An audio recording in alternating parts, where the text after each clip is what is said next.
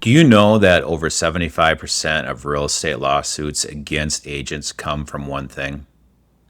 Dual agency. Most people don't realize just how risky this is for both the client and the agent.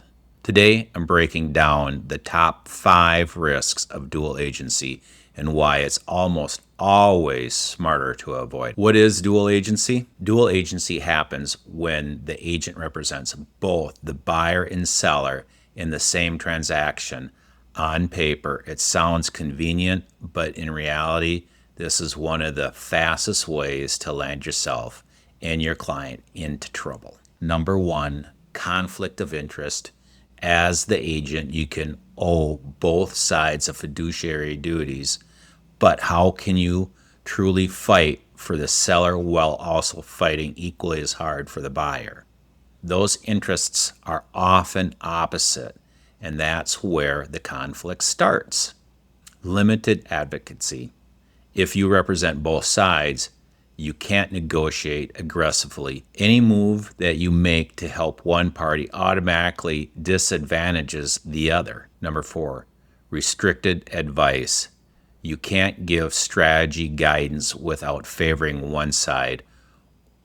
Should the buyer come in higher? Should the seller hold out? In dual agency, you're stuck.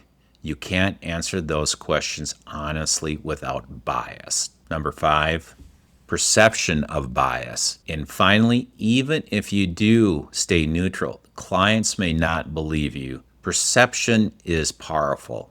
If either side feels you're favoring the other, trust is gone, and so is your credibility. So what's the better move? When you get a sign call or interest lead in your listing, you don't have to double end the deal. Instead, engage another realtor and collect a referral. That way, your seller gets a strong representation, the buyer gets a strong representation, and you protect yourself from liability.